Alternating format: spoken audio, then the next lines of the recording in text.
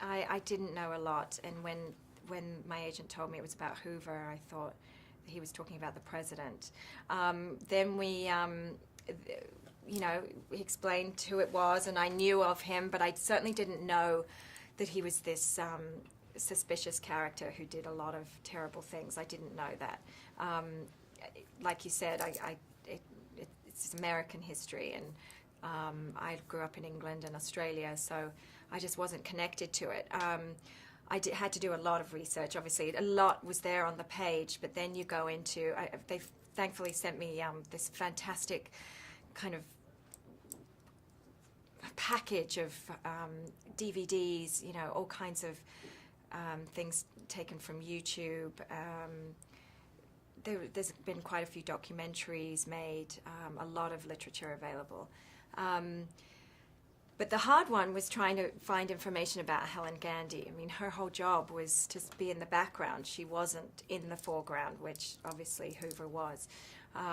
So trying to piece together the little bits of information that were available was tricky. You know, there wasn't much focus on who she was as a person, and does she have a personal life, and what's her feeling about him. There wasn't opportunities so much to put that on the screen, but yeah, certainly interesting information for me to try and find out or make up if I can't find it out.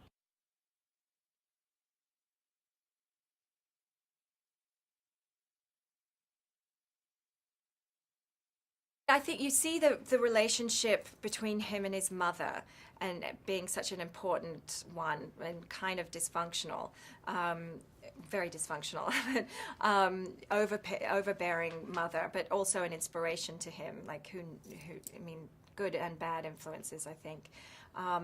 And you know, in the beginning, you're wondering if there's gonna be any romantic life between them, and it's not who he is, and does she want it? Maybe, but I think what we worked out was that she really wanted to be someone who worked for her country, to be in service, and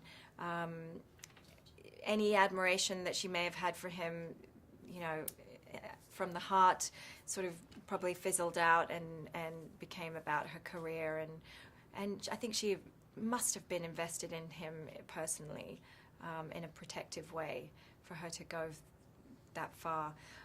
But yes, also honor her job, which was to serve her country, and keep those secrets. And actually, with one thing that I did stumble across was the transcript of her testimony that I managed to get hold of from the Library of Congress, and it was, you know, quite impressive to see how she held her to her word right until the bitter end, into her 80s, you know, 5 years after his passing. So.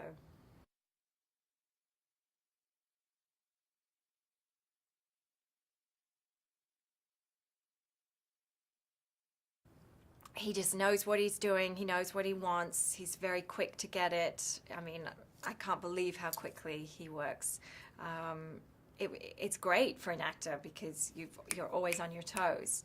And a lot of the time, when you're sitting around on the set, you lose focus because it's hours in between lighting setups and what have you.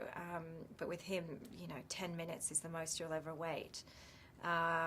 So that's great, and I think that must be because he is an actor, and he doesn't want to lose the flow, the creative flow that an actor is in, you know, to create these scenes. And he's no nonsense. He doesn't sit around wanting to talk endlessly about how it works. He just wants to see it get up there, and let's do it a couple times. And he shoots a lot of coverage so that he can work around it. But he also does a lot of great big master shots as well.